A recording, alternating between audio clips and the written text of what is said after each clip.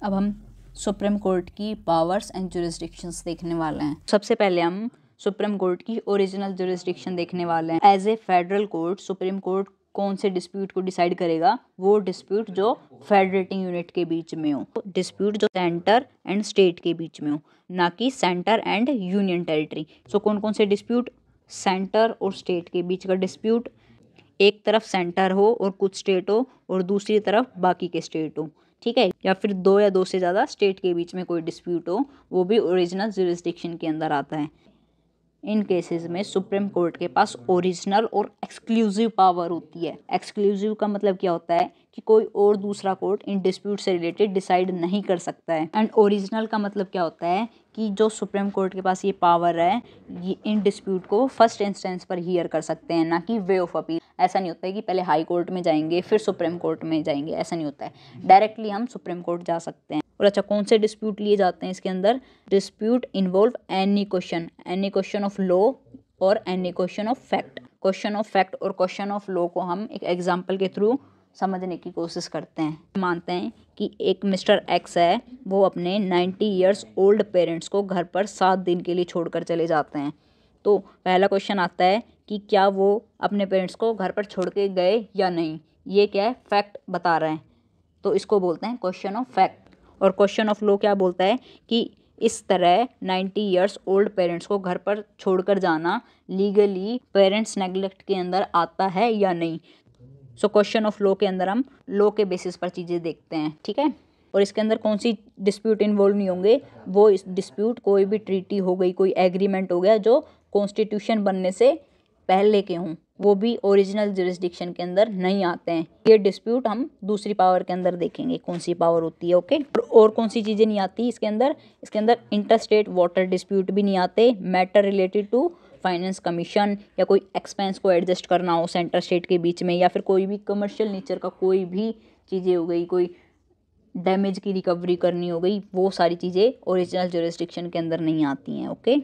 Next jurisdiction हम देखने वाले हैं writ jurisdiction. As a defender of fundamental right, जो सुप्रीम कोर्ट होता है उसके पास पावर होती है कि वो कुछ रिट्स को इशू कर सकता है। अगर रिट्स को इजी लैंग्वेज में समझाऊं तो इसका मतलब क्या होता है कि कुछ ऑर्डर इशू करता है। कौन कौन सी रिट्स होती है? Hibiscus corpus, mandamus, prohibition, सर्टियरी and क्यो वारंटो। जो रिट जुरिस्डिक्शन होती है वो सुप्रीम कोर्ट की एक्सक्लूसिव नहीं होती, ये पावर हाई कोर्ट के पास भी होती है। लेकिन जो हाई कोर्ट की जो रिट जुरिस्डिक्शन होती है वो ओरिजिनल होती है। इसका मतलब क्या होता है कि डायरेक्टली हम सुप्रीम कोर्ट जा सकते हैं अगर हमारे फंडामेंटल राइट्स वॉयलेट होते हैं उस केस के अंदर, ठीक है। और ये एक्सक्लूसिव नहीं होती। इस केस में हम क्या कर सकते हैं? हाई कोर्ट के थ्रू भी जा सकते हैं कि पहले हम हाई कोर्ट में चले गए उसके बाद सुप्रीम कोर्ट चले गए। तो ये एक्सक्लूसिव नहीं होती, ठीक है, बट ओरिजिनल होती है। और जो सुप्रीम कोर्ट की जो रिट जुरिस्डिक्शन होती है वो फंडामेंटल राइट से ही रिलेटेड होती है, लेकिन जो हाई कोर्ट की जो रिट जुरिस्डिक्शन होती है वो फंडामेंटल राइट से रिलेटेड भी होती है और बाकी के जो और मैटर्स होते हैं उनसे रिलेटेड भी वो रिट्स को इशू कर सकता है हाई कोर्ट, ओके। सो अभी हम एक एक करके इन रिट जुरिस्डिक्शन को देखने वाले हैं। सबसे पहले हम हिबिस्कस कॉर्पस देखने वाले हैं। हिबिस्कस कॉर्पस का मतलब क्या होता है? To have body of. ये किस चीज़ के लिए इशू की जाती है? किसी भी इंसान को इलीगली डिटेंड कर लिया जाए, उस केस में सुप्रीम कोर्ट हिबिस्कस कॉर्पस को इशू करता है। ये डिटेंशन कोई प्राइवेट इंडिविजुअल भी कर सकता है या किसी अथॉरिटी के द्वारा भी किया जा सकता है। हिबिस्कस कॉर्पस के अंदर जो लोकस स्टैंडाई का जो कॉन्सेप्ट होता है वो एप्लीकेबल नहीं होता है। लोकस स्टैंडाई क्या बोलता है? जो पार्टी अप्रोच कर रही है उसका इंटरेस्ट इन्वॉल्व है या नहीं। इसको आसान भाषा में समझाऊं तो क्या होता है? देखो, अगर किसी इंसान को हमने डिटेंड कर लिया, पकड़ के रख लिया, तो ऐसा थोड़ी ना होगा कि वो इंसान खुद जाएगा सुप्रीम कोर्ट, उसकी जगह कोई और भी जा सकता है। हिबिस्कस कॉर्पस कहाँ पर इशू नहीं किया जाता है? जहाँ पर जो डिटेंशन है वो लॉफुल है, कि लॉ के थ्रू हमने किसी इंसान को डिटेन किया है, तो उस केस में इशू नहीं किया जाएगा। दूसरा, कॉम्पिटेंट अथॉरिटी या कॉम्पिटेंट कोर्ट ने उसको डिटेन किया है। And next, detention is outside the courts jurisdiction. Court की जुरिस्डिक्शन के बाहर है तो वहाँ पर भी इशू नहीं किया जाता है, ठीक है। नेक्स्ट, अगर कोई कोर्ट ऑफ कंटेम्प्ट का प्रोसीडिंग चल रही है, सो इन केसेस के अंदर हिबिस्कस कॉर्पस को इशू नहीं किया जाता है। तो क्या क्या चीज़ देखिए, अगर इलीगली डिटेंड करके रखा हुआ है किसी प्राइवेट ने या किसी स्टेट अथॉरिटी ने, और यहाँ पर जो लोकस स्टैंडाई है वो एप्लीकेबल नहीं होता है। नेक्स्ट देखते हैं हम मैंडेमस। मैंडेमस का मतलब क्या होता है? We command. और ये किसके अगेंस्ट इशू किया जाता है, किसी भी पब्लिक ऑफिशियल के अगेंस्ट इसको इशू किया जाता है, या फिर इन्फीरियर कोर्ट, जैसे सुप्रीम कोर्ट कर रहा है तो अपने से लोअर लेवल के जो कोर्ट होते हैं उनके अगेंस्ट भी इशू कर सकते हैं। और मैंडेमस को किनके अगेंस्ट इशू नहीं किया जा सकता, चीफ जस्टिस ऑफ इंडिया के against, chief justice of high court के अगेंस्ट, प्रेसिडेंट के अगेंस्ट और गवर्नर के अगेंस्ट इशू नहीं किया जा सकता, और ना ही प्राइवेट इंडिविजुअल के अगेंस्ट इशू किया जा सकता है। इसको किसके अगेंस्ट इशू किया जाता है, सिर्फ और सिर्फ पब्लिक अथॉरिटी और इन्फीरियर कोर्ट के अगेंस्ट। और यहाँ पर जो लोकस स्टैंडाई है वो एप्लीकेबल होगा, यानी कि जो एग्रीव्ड पार्टी होगी वो ही कोर्ट में खुद जाकर अप्रोच करेगी।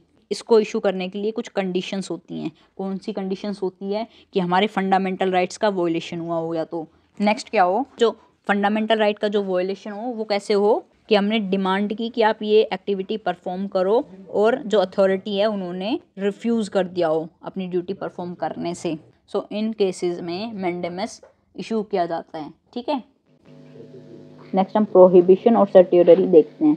जो प्रोहिबिशन होता है वो कोर्ट इशू करता है, किसके अगेंस्ट, इंफीरियर कोर्ट के अगेंस्ट इशू किया जाता है। इसका मतलब क्या होता है, to forbid, it is used to prohibit court और tribunal from making ultra vires. Ultra vires का मतलब क्या होता है, कि उनकी जुरिस्डिक्शन नहीं थी, उससे बाहर जाकर उन्होंने कोई जजमेंट दी हो, कोई जुरिस्डिक्शन पास की हो, तो उस केस में प्रोहिबिशन को यूज़ किया जाता है। प्रोहिबिशन होती है वो प्रिवेंटिव रिट होती है, कि वो प्रिवेंट करता है इन्फीरियर कोर्ट को कि आप अपने जुरिस्डिक्शन से बाहर जाकर कोई भी जजमेंट पास ना करें।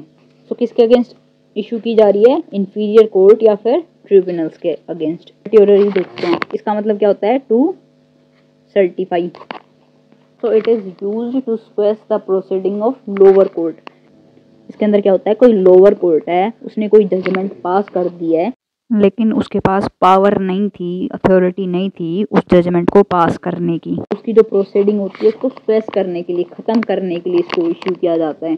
तो ये प्रिवेंटिव नेचर की भी होती है और क्यूरेटिव नेचर की भी होती है। गलत हो गया, कोई गलत जजमेंट आ गई तो उसको क्या किया जाएगा, स्ट्रेस कर दिया जाएगा, यानी कि उसको क्योर किया जाएगा, इसलिए ये क्यूरेटिव भी होती है। ओके, और इसको कब इशू किया जाता है, only after final order.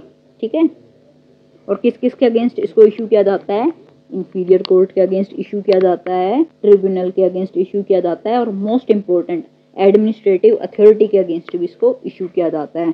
Prohibition के अंदर एडमिनिस्ट्रेटिव अथॉरिटी के अगेंस्ट इशू नहीं किया जाता है।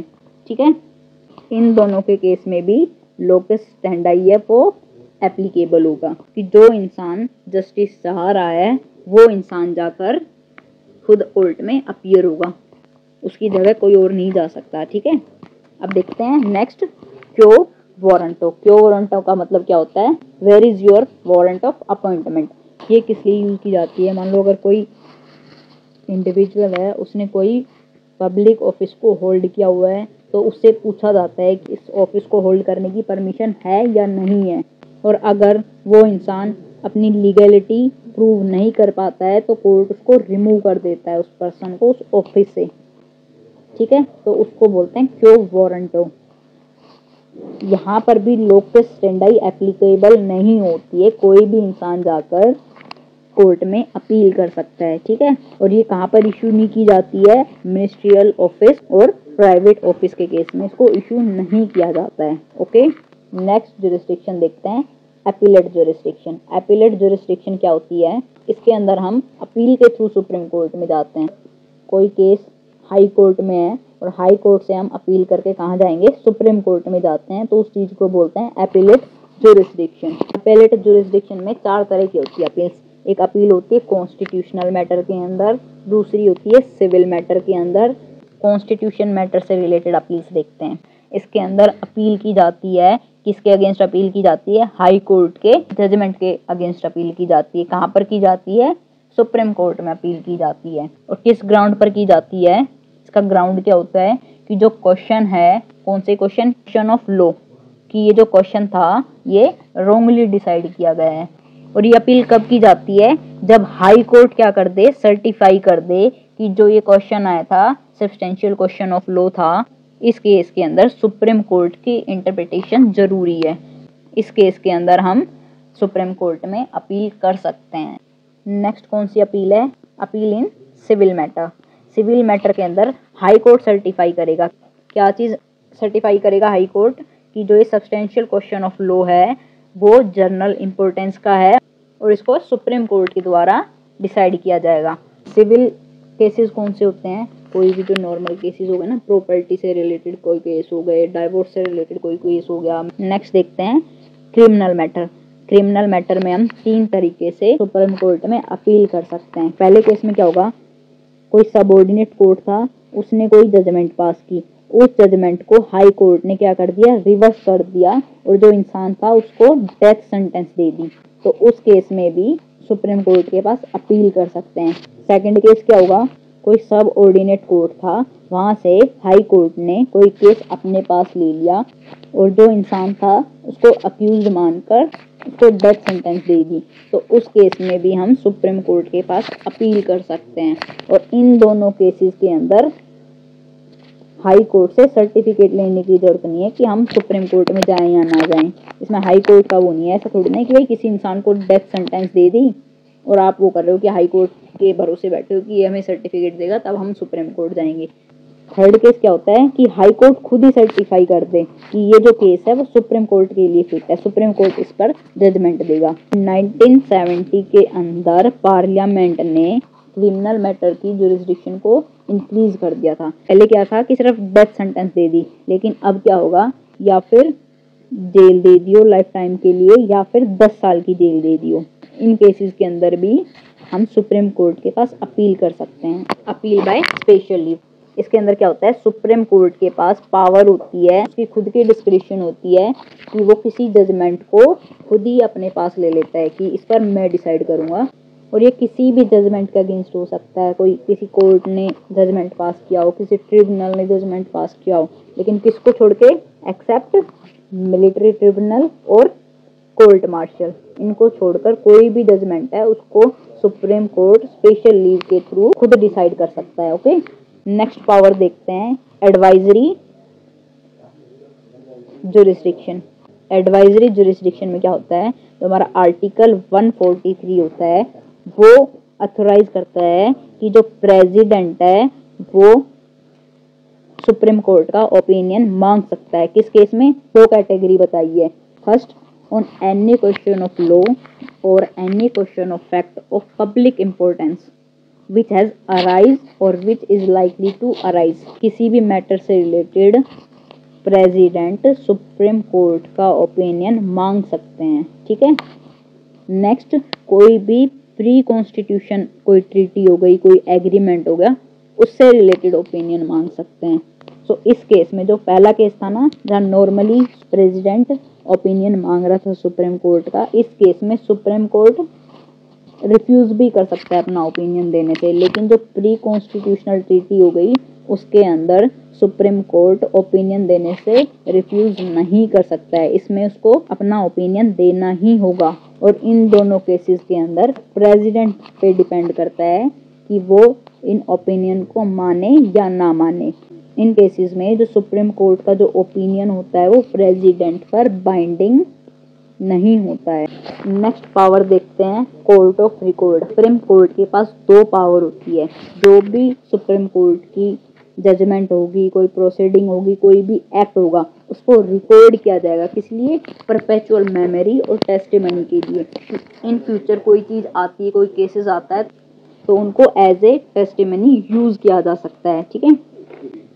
दूसरा, उसके पास पावर होती है सुप्रीम कोर्ट के पास कि वो पनिश कर सके, किसके लिए? कंटेम्प्ट ऑफ कोर्ट के लिए। और क्या पावर है सुप्रीम कोर्ट के पास? सुप्रीम कोर्ट इलेक्शन डिस्प्यूट को भी डिसाइड कर सकता है। किसके इलेक्शन डिस्प्यूट? प्रेसिडेंट और वाइस प्रेसिडेंट की इलेक्शन डिस्प्यूट। इसमें जो सुप्रीम कोर्ट है उसकी पावर ओरिजिनल और एक्सक्लूसिव होती है और सुप्रीम कोर्ट की फाइनल अथॉरिटी होती है। ओके, जब भी यूपीएससी या स्टेट पब्लिक सर्विस कमीशन के चेयरमैन या मेंबर को रिमूव करना होता है तो कोर्ट इंक्वायरी कंडक्ट करता है और उसके बेसिस पर उसको रिमूव किया जाता है। ठीक है।